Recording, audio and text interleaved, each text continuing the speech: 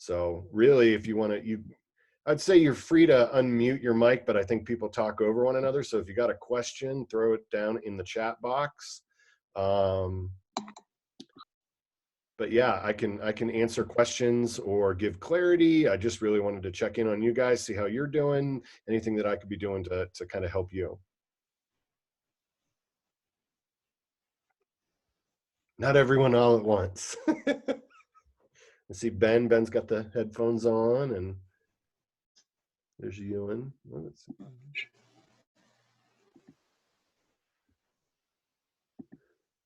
Has everyone had a chance to at least start looking through those guided reading questions? Yeah. I know it's not easy, and I know they're not being in chronological order. It doesn't help anybody, but like I said, get a chance to go through that. And then we threw the interim for this chapter would have been that FRQ that's posted, the argumentative essay. I do know that a lot of teachers, even in Douglas County, when they are looking at, what units are being covered on this new shortened test, a lot of them have not taught all of those units and are really, really scrambling right now to cover those in this new remote area. So I think we are in a better position than most in the fact that we've covered this. I guess my question to you is this, and this is something I was talking with Mr. Vanderveer about right before we started this. Let's let some people in. My question to you is this. Would you be okay if we were to combine chapter 15 and 16 into 1 week next week, and then we call it done? Because what that will enable us to do is on Friday, that would mean we have it all wrapped up.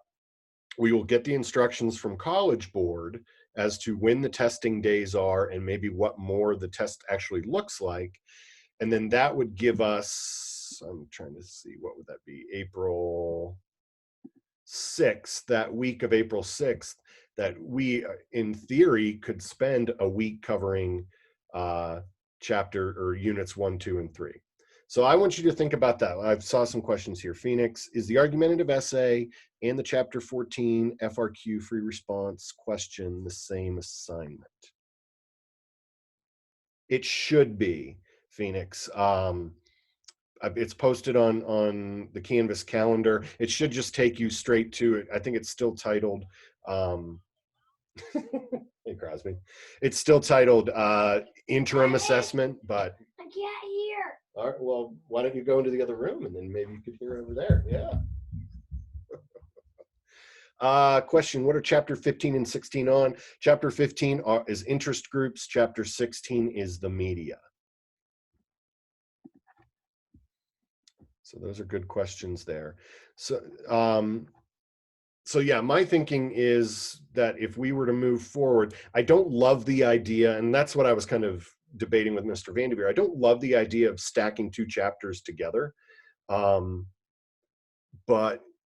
that being said, if we were to do that, we could say, okay, we're done. We've covered what we need to cover. And then we can spend those remaining times looking at reviews. So I don't know. Does that sound like something? Is 2 chapters in 1 week too much? Emma, what do you think? You're good? What's the kitty's vote?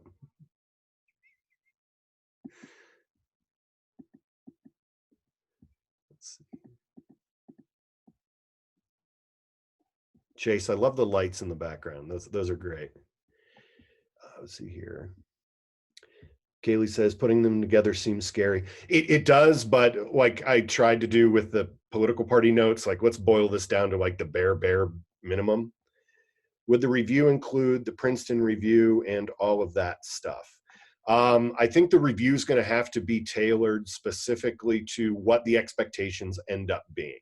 I know the College Board has kind of dumped all of their former FRQs or previous FRQs into AP Classroom. my hope is that we'll get more clarity next Friday as to what those FRQs might be. If they're saying a 45-minute at home, like if I were in charge, like that would be 2 FRQs. So that would take the argumentative essay away. Or they might just say we're going to double down and only do the argumentative. So I think once we get more clarity, we can adjust that review. Let's see here. After the AP exam, what will the rest of the year look like? If we come back to school, would we still have to go to school? Corey, that's a great question, and I wish I had an answer, and I don't know. My feeling is once the AP exam is complete, that if we were going to be done with the class face to face once the AP test was done, my assumption would be once you take the test at home, then the course would be done as well. If we come back to school, like we'll cross that bridge when we get to it, dude. That I don't know. Emma, my cat agrees. Wonderful. Ashlyn, would the guided readings be combined as well and do that Friday night?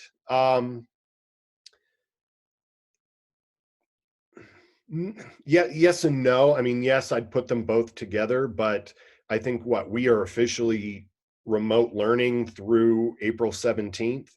Until I get clarity otherwise, I think you could take your time getting through those. Since we're not taking tests, that would be fine. If we don't go back to school, what will the final look like? Rowan, that's a great question. I don't know. I have no idea yet. I know admin was meeting yesterday and today. I'm chatting with people. But like I said at the beginning of the week, I'm going to take this week to week because information can change. I will absolutely have unbelievable amounts of mercy and grace if we are expected to give a cumulative final. Yeah, thanks, buddy.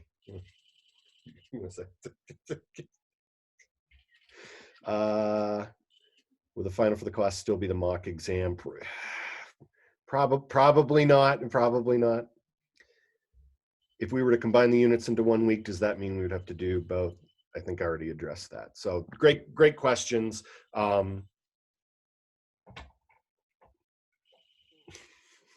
So I guess what I wanted, the point for today, what I wanted to do is I just wanted to check in on you guys, make sure that you're doing all right. I'm working my way through looking at your chapter 13 FRQs. And then tomorrow morning, let's shoot for 11 a.m. tomorrow morning. We'll log on and we'll just kind of talk through what the points would be for that argumentative essay and kind of what an answer should look like. Daniel, thank you for asking, Daniel. Daniel's asking how I'm doing with this situation. I think my own feelings. Being a dad, being a husband, it's different. It's different than some other folks that are. I feel for people that are by themselves. It's nice that we have some things around here to distract us.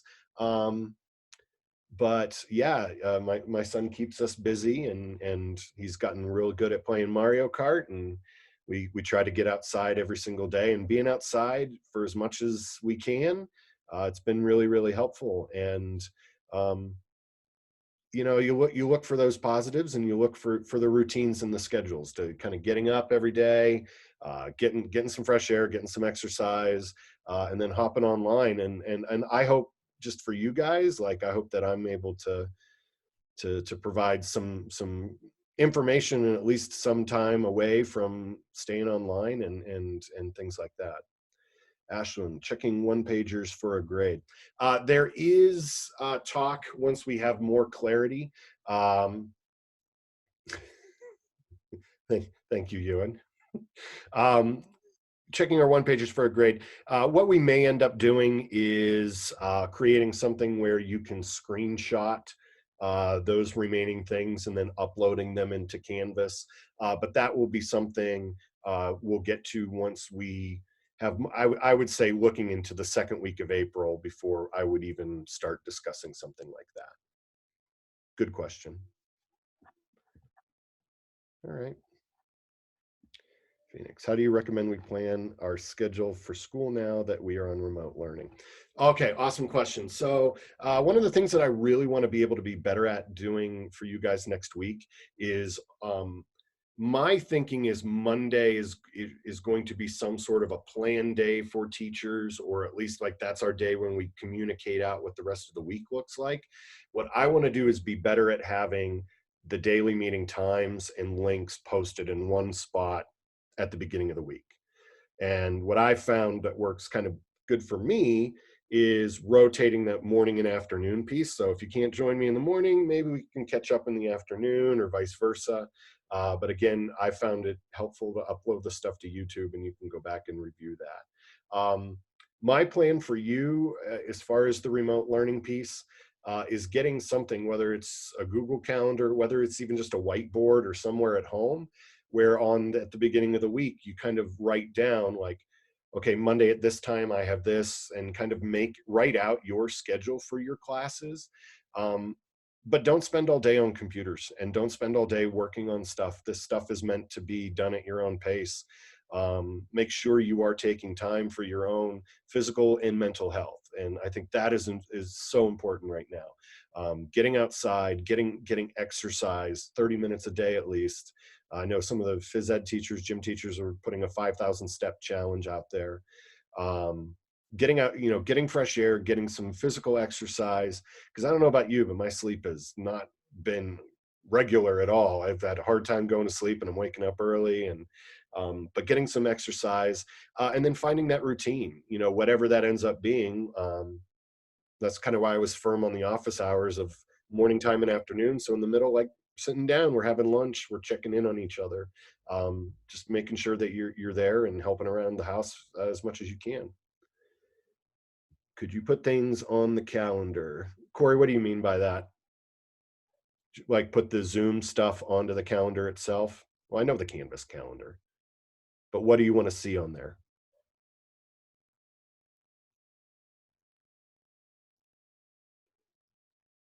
Assignments we have to do every day. Yeah, maybe less about the assignments, but maybe I can try to translate that into cross posting onto the Canvas calendar itself. Yeah, I will try to do a better job of that looking into next week. Sue Ball, does it matter what date we choose to take the test? My understanding is no, but I don't know yet.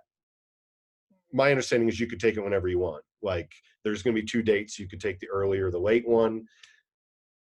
I think it ends up being a personal choice. I've heard from someone saying like, well, the teachers can decide. I don't think so. I think you guys pick. I think you just go and take it. But we will know more about that on Friday.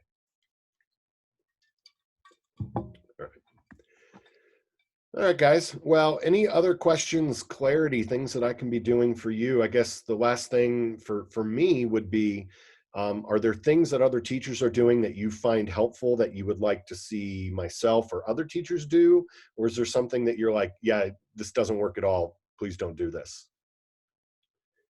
Can we get feedback on our FRQ? Sure. I've tried to include in those additional comments at the bottom of the FRQ, kind of like where points were lost. But if you have more questions, you shoot me an email and I can either do that or set up a video conference. Morgan. Appreciate that compliment, Morgan. That means a lot to me, dude. Appreciate it. Thank you. But yeah, tomorrow with the FRQ, I'll just kind of log in. I'll go through each step and kind of go from there. Cool. Thank you, Ron. Appreciate it, guys.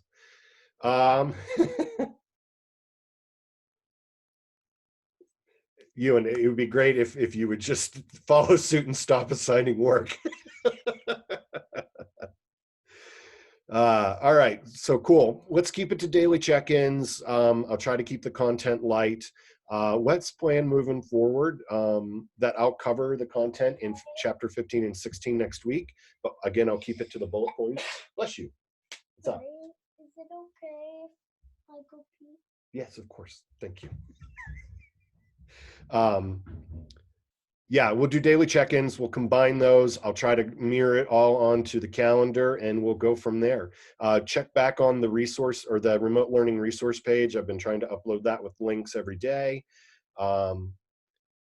Yeah, and I've been recording this. I'm going to pause it and I'll post this later. But yeah, anything besides like one-on-one interactions, I will try to record and post. Cool. All right, guys. Well, it's really, really good to see your faces. Let's look at 11 a.m. tomorrow. We'll do some FRQ chat, and then we'll kind of go in and see what our first weekend of remote learning looks like. Okay. Rowan, 14 was this week, Rowan. 15, 16 is next week. So, all right, guys, I'm going to stop recording.